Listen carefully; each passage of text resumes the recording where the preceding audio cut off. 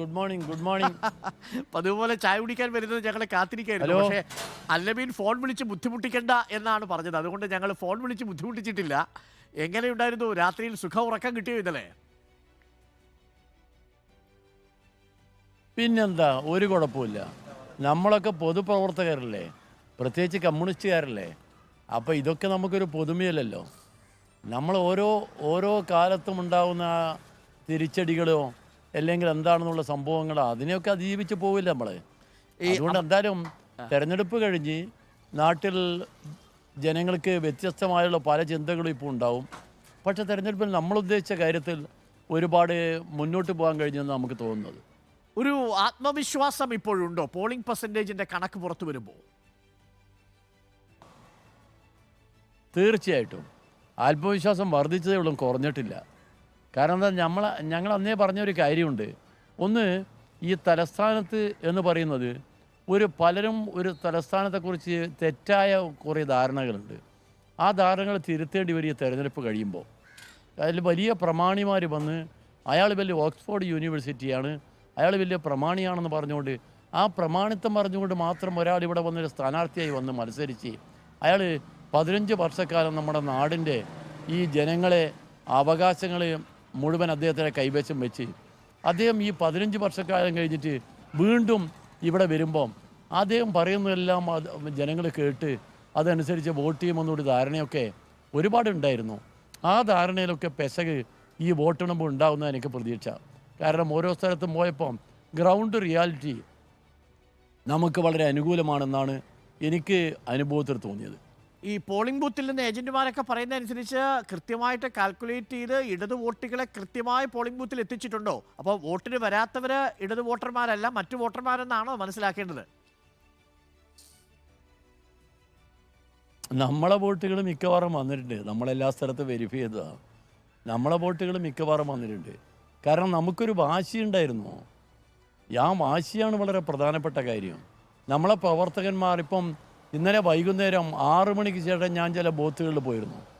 അവിടുത്തെ പ്രവർത്തകന്മാരൊക്കെ കാണിച്ച വാശിയില്ലേ, അവരെ കൃത്യമായിട്ട് ഒരു സ്ഥലത്ത് ഒരു 4 മണിക്ക് ചെല്ലുമ്പോൾ എന്നോട് പറഞ്ഞ് ആകെ 17 വോട്ട് നമുക്ക് വരാനുണ്ട്, അതിനാളെ അയച്ചിട്ടുണ്ടെന്ന് പറഞ്ഞു. അത്രത്തോളം കൃത്യമായിട്ട് എണ്ണിയെ തിട്ടപ്പെടുത്തി പോകുന്നുണ്ട്. ഒരു സിസ്റ്റമാറ്റിക്കായ പ്രവർത്തനം നടത്താൻ പറ്റി. അത് പഴയ കാലത്ത് കമ്മ്യൂണിസ്റ്റുകാർ ചെയ്യുന്ന പ്രവർത്തനമാണ്. എന്തായാലും ഇപ്പം കമ്മ്യൂണിസ്റ്റ് പാർട്ടി ഭിന്നിക്കുന്നതിന് മുമ്പ് പാർട്ടി എങ്ങനെയാണ് പ്രവർത്തിച്ചത്, അതുപോലെ 2 പാർട്ടികളും ഇടുകിച്ചേർന്ന് പ്രവർത്തിക്കുകയും മറ്റ് ഘടകകക്ഷികളെ കൂട്ടി യോജിപ്പിച്ച് കൊണ്ടുപോവുകയും ചെയ്യുന്ന ഒരു പ്രവർത്തനം ഞാൻ തിരുവനന്തപുരത്ത് കണ്ട് അതിനൊക്കെ ഏറ്റവും വലിയ സന്തോഷമാണ്. ആ സന്തോഷമാണ് ഏറ്റവും വലുത്. വലിയ പ്രധാനപ്പെട്ട ഒരു കാര്യമാണ് പന്തിഞ്ചേട്ടൻ പറഞ്ഞത്. ഒരു കാര്യം കൂടി, ഈ തെരഞ്ഞെടുപ്പിൻ്റെ പ്രചരണ വേളയിലെ ഏറ്റവും കൂടുതൽ മനസ്സിനെ അസ്വസ്ഥപ്പെടുത്തുകയോ വിഷമിപ്പിക്കുകയോ ചെയ്ത സംഭവം ഉണ്ടായിട്ടുണ്ടെങ്കിൽ അതെന്താണ്? പ്രചരണമാണെങ്കിലും മറ്റേതെങ്കിലും തരത്തിലുള്ള റിപ്പോർട്ടിങ്ങുകളാണെങ്കിലും എന്താണ്?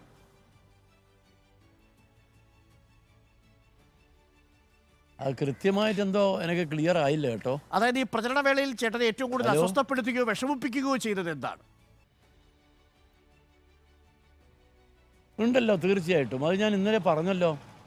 കാരണം തെരഞ്ഞെടുപ്പിൻ്റെ പ്രചരണ വേളയിൽ, തെരഞ്ഞെടുപ്പിന് ഏതാണ്ട് അവസാനമായി ഒരു 10 ദിവസമുള്ള ഒരു സമയത്ത് സത്യം പറഞ്ഞാൽ എൻ്റെ മനസ്സിനെ വേദനിപ്പിച്ച കാര്യം എന്താണെന്ന് ചോദിച്ചാൽ, നമ്മളെ മീഡിയ പ്രവർത്തകരെ കാണിച്ചിരിക്കുന്ന ഒരു തെറ്റ്, അത് തെറ്റ് തന്നെ. അത് ഒരിക്കലും അത് തിരുത്തേണ്ട കാര്യമാണ്. അതുകൊണ്ടാണ് തെറ്റെന്ന് പറയുന്നത്.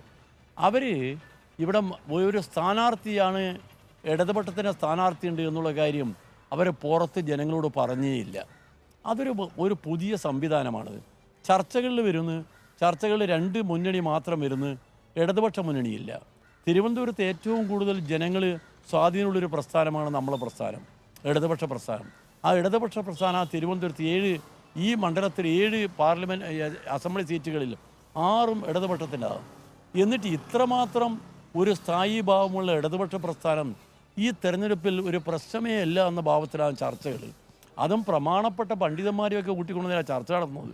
എനിക്കിപ്പോൾ മനസ്സിലായി ഈ ചാനൽ വരുന്ന പണ്ഡിതന്മാരുടെ ഘടന എന്താണെന്ന് എനിക്ക് മനസ്സിലായി. നിങ്ങൾ പറയുന്നതനുസരിച്ച് പറയുന്ന ആളുകളായിരിക്കും ചാനൽ വരുന്ന പണ്ഡിതന്മാർ. അങ്ങനെയാണോ? അവരുടെ നിലനിൽപ്പിനെതിരെ ചോദ്യം ചെയ്യുന്നൊരു കാര്യമല്ലേ. എന്താ പറയുന്നത്, ഇങ്ങനൊരു സ്ഥാനാർത്ഥി ഇല്ലെന്നുള്ള ഭാവത്തിലാണ്. UDFും BJPയും മാത്രമേ ഉള്ളൂ. ഇവിടെ ഇടയ്ക്ക് ഒരു വാക്ക് പറയും, പന്ന്യൻ രവീന്ദ്രൻ അദ്ദേഹത്തിനെ കൊണ്ട് ഒരു കാര്യം ഇവിടെ ഇല്ല എന്ന് പറഞ്ഞൊരു വാക്ക് പറഞ്ഞ് നിർത്തും. അദ്ദേഹം മാന്യനാണ്, ഒരു കാര്യമില്ല. ഇതാണ് ഒരു സാധാരണ രവീന്ദ്രൻ പറയുന്നത്. തീർച്ചയായിട്ടും പണക്കൊടുപ്പം അതുപോലെ പ്രാമാണിത്വവും ഈ തെരഞ്ഞെടുപ്പിൽ വരികയും അത് വന്നതുകൊണ്ട് നമ്മൾ മാത്രമേ ഉള്ളൂ. മറ്റ് ഒരാൾ വന്നിരിക്കുന്നു, അയാളൊരു പൈസയൊന്നുമില്ലാത്ത ഒരാളാണ്, അയാളൊരു സാധാരണക്കാരനാണ്, സാധാരണക്കാരൻ ഇതിനെന്ത് കാര്യം എന്ന ഭാവത്തിൽ നമ്മളെ മീഡിയ പ്രവർത്തിച്ചു എന്നുള്ളത്, എല്ലാ മീഡിയയും ഞാൻ പറയുന്നില്ല, ചില മീഡിയ പ്രവർത്തിച്ചെന്നുള്ളത് എന്നെ വല്ലാതെ ദുഃഖിതനാക്കിയ ഒരു കാര്യമാണ്. ഒരിക്കലും ഈ പത്രപ്രവർത്തകരും ഞാനും തമ്മിലുള്ളൊരു ബന്ധം വല്ലാത്ത ബന്ധമാണ്, ഇപ്പോഴും ആ ബഹുമാനം നിലനിൽക്കുന്നുണ്ട്. പക്ഷേ തിരുവനന്തപുരത്തെ പത്രപ്രവർത്തകരുടെ കൂട്ടത്തിൽ ഇതുപോലെ, അതുമാത്രമല്ല പത്രവും ചാനലും തിരുവനന്തപുരത്ത് ഇതുപോലെ പെരുമാറിയപ്പം നമ്മുടെ കേരളത്തിലെ പത്രപ്രവർത്തകരുടെ മേലെയാണ് ഇതിൻ്റെ നിഴൽ അവരെ മേലെ വരുന്നുണ്ട്. അതൊരു നല്ല കാര്യമില്ല എന്ന് മാത്രമേ ഞാൻ പറയുന്നുള്ളൂ. അത് തിരുത്തണ സമയത്ത് തിരുത്തുമായിരിക്കും. എന്തായാലും ഇപ്പോൾ എനിക്കുള്ള അനുഭവം ഞാൻ നിങ്ങളുടെ മുമ്പിൽ പങ്കുവെച്ചത്. ഞാൻ ഒരു പ്രസ്ഥാനത്തിനെ തെരഞ്ഞെടുപ്പ് ദിവസം ചില ന്യൂനപക്ഷ വോട്ടുകളൊക്കെ ഭിന്നിപ്പിക്കാൻ ഇടയാക്കുകയും ചെയ്തു എന്നൊക്കെ ചില നിരീക്ഷണമുണ്ട്. ഇന്നലെ ഇ പി ജയരാജൻ ഇത് പറയേണ്ടിയിരുന്നില്ല എന്ന് താങ്കൾ കരുതുന്നുണ്ടോ? ഇപ്പോൾ അതിൽ ബിനോയ് വിശ്വം ഒരു പ്രതികരണം നടത്തിയിട്ടുണ്ട്. ജാഗ്രത കുറവുണ്ടായി, ഇത്തരം കൂടിക്കാഴ്ചകളൊക്കെ ഒഴിവാക്കേണ്ടതായിരുന്നു എന്നാണ്. ഇത് തന്നെയാണോ താങ്കളുടെയും അഭിപ്രായം? എങ്ങനെ ഇ പി ജയരാജന്റെ ഇന്നലത്തെ തുറന്നു പറച്ചിൽ ഏതെങ്കിലും തരത്തിൽ വിനയായിട്ടുണ്ടോ? യഥാർത്ഥത്തിൽ അദ്ദേഹം ഇന്നലെ കുറച്ചുകൂടി ഒരു രാഷ്ട്രീയ പക്വത കാണിക്കേണ്ടിയിരുന്നില്ലേ? അതല്ല അത് അപ്പോൾ കാഷ്വാലി ചോദിച്ചപ്പോൾ അങ്ങ് പറഞ്ഞതായിരിക്കും. അദ്ദേഹം അങ്ങനെയുള്ള ഒരു മറുപടി പറഞ്ഞതല്ല, അതിനേതായിട്ട് മറുപടി പറഞ്ഞതല്ല. കാരണം എന്ന് പറഞ്ഞാൽ നിങ്ങൾക്ക് ഇതൊരു പുതിയ കാര്യമല്ലല്ലോ. 2021 തെരഞ്ഞെടുപ്പ് നമ്മളെ മുമ്പിലില്ലേ. അന്ന് ഇവിടെ പറഞ്ഞിരിക്കുന്ന ആരോപണങ്ങൾ എന്തൊക്കെയായിരുന്നു? ആരോപണങ്ങൾ തെരഞ്ഞെടുപ്പിൻ്റെ തലേന്നാണ് ഈ പറയുന്ന ആരോപണങ്ങൾ. അതിന് മുമ്പ് പറഞ്ഞില്ലല്ലോ. തെരഞ്ഞെടുപ്പിൻ്റെ തലേന്നാണ് പറയുന്നത്. പിന്നെ തെരഞ്ഞെടുപ്പ് ആയ ദിവസം അദ്ദേഹത്തോട് പോയി ചോദിക്കുന്നത്. അതുകൊണ്ട് അതൊക്കെ വെച്ചുകൊണ്ട് അത് ഒരു ചർച്ചയാണ്. ജനങ്ങളുടെ മുമ്പിൽ അതൊരു വലിയ പ്രശ്നമായിരുന്നില്ല. കാരണം ഇതുപോലെ പലതും വരുന്നില്ലേ. ബിരിയാണി ചെമ്പം അതിൽ കൊണ്ടുപോയ സ്വർണവും ഒക്കെ തന്നെ ഇപ്പം എവിടെയില്ലല്ലോ, അതെല്ലാം പോയല്ലോ. നിങ്ങൾ എപ്പോഴും ആരോപണം ഉന്നയിക്കുമ്പം അതിനടിസ്ഥാനമുണ്ടാവണം ഏതെങ്കിലും തരത്തിൽ, അല്ലെങ്കിൽ അതുമായി ബന്ധപ്പെട്ട് വല്ല കാര്യവും വേണം. ഏതാണ്ട് ഇപ്പം നമ്മളെ മോഡി പറയുന്ന ആരോപണങ്ങളെപ്പോലെ ഇവിടെ പറയാൻ വേണ്ടി തുടങ്ങിയാൽ അത് മോശമാണെന്നേ ഞാൻ ഇപ്പോൾ പറയുന്നുള്ളൂ. മറ്റത് ജയരാജൻ തന്നെ പറയും. അതുകൊണ്ട് ആ കാര്യത്തെക്കുറിച്ച് കൂടുതൽ ഞാൻ പോകുന്നില്ല. പന്ന്യൻചേട്ടാ, ഒരു പ്രേക്ഷകൻ പറയുന്നത് 15,000-ഓളം വോട്ടിന്റെ ഭൂരിപക്ഷത്തിൽ ശ്രീ പന്ന്യൻ രവീന്ദ്രൻ വിജയിക്കും എന്നുള്ളതാണ്. പാവം കാശില്ലെങ്കിലും എന്താ ഞങ്ങളൊക്കെ ഇല്ലേ എന്നാണ് പ്രേക്ഷകർ ചോദിക്കുന്നത്. ശരിയാണ്, അദ്ദേഹം പറഞ്ഞ വളരെ ശരിയാണ്. കാശില്ലെങ്കിൽ ഉണ്ടെന്ന് പറഞ്ഞാൽ 10 രൂപ മുതൽ എനിക്ക് കേരളത്തിനും പുറത്തുള്ള സാധാരണക്കാരനൊക്കെ അയച്ചിട്ടുണ്ട് പൈസ. 10 രൂപ മുതൽ അയച്ചത്. അപ്പോഴാണ് എനിക്ക് മനസ്സിലായി ഇതുമാതിരി കാര്യങ്ങളിലൊന്നും നമ്മൾ വിഷമിക്കേണ്ട കാര്യമില്ല. നമുക്ക് കാര്യങ്ങൾ നടത്തുന്നതിന് വേണ്ടി ജനങ്ങളെ സഹായിക്കുമെന്നുള്ള കാര്യം ബോധ്യമായത്. കാരണം വന്നിരിക്കുന്നത് ആയിരക്കണക്കിന് ആളുകളാണ് എനിക്ക് കാശ് അയച്ചത്. എത്ര ആളുകൾ എന്നുള്ളതല്ല, അവരയച്ചത് 10 രൂപയായാലും തിരക്കുള്ള ആ 10 രൂപക്കുള്ള മൂല്യം വളരെ വലുതാണ്. അവർക്ക് നമ്മളോട് കാണിച്ച, പ്രസ്ഥാനത്തോട് കാണിച്ച ഒരു ഹൃദയം കൊണ്ടുള്ള ബന്ധം, ആ ബന്ധമാണ് ഇതിൽ കണ്ടത്. അതുകൊണ്ട് ഞാൻ കൃതാർത്ഥനാണ്. എത്ര 1000 വോട്ട് എന്നുള്ളതല്ല, അതിലൊരു ടെൻഷനും ഞാൻ അടിക്കുന്നില്ല. എന്തായാലും 4-ാം തീയതി വോട്ടെണ്ണിയാൽ നമുക്ക് അനുകൂലമായ ഒരു വിധി ഉണ്ടാകുമെന്നാണ് എൻ്റെ പൂർണ്ണ പ്രതീക്ഷ. ഇന്നത്തെ ദിവസം എങ്ങനെയാണ് ചെലവഴിക്കാൻ പോകുന്നത്? കഴിഞ്ഞ 41 ദിവസമായിട്ട് വിശ്രമമില്ലാതെ തെരഞ്ഞെടുപ്പിന്റെ ഫീൽഡിലായിരുന്നല്ലോ. ഇന്നും നാളെയും ഒക്കെ നാട്ടിലോട്ട് പോകുന്നുണ്ടോ?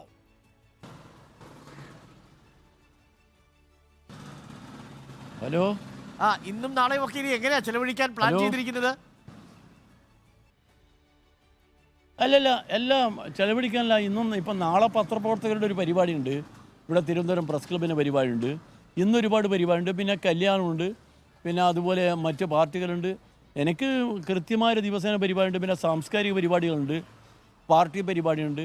ഒന്നും നിൽക്കാതെ പരിപാടിയുണ്ട്. അതുകൊണ്ട് ഇത് തെരഞ്ഞെടുപ്പ് കഴിഞ്ഞ് വിശ്രമമല്ല. ഇന്ന് രാവിലെ നമ്മളെ പത്രപ്രവർത്തകർ തന്നെ പറയായിരുന്നു എന്നോട്, കാലിൽ നീര് കുറഞ്ഞിട്ടുണ്ടല്ലോ. നീര് കുറഞ്ഞിട്ടുണ്ട്, ഇനിയും കുറച്ച് കുറയാനുണ്ട്. അതിൻ്റെ ഇടയിലും വർക്ക് നടക്കും. നമ്മൾ പൊതുപ്രവർത്തകരല്ലേ, പൊതുപ്രവർത്തകർ ജനങ്ങളെ കൂടിയല്ലേ. അവിടെ അതിലൊരു പ്രശ്നമൊന്നുമില്ല, റെസ്റ്റൊന്നുമില്ല കേട്ടോ. നമുക്ക് കാണാം.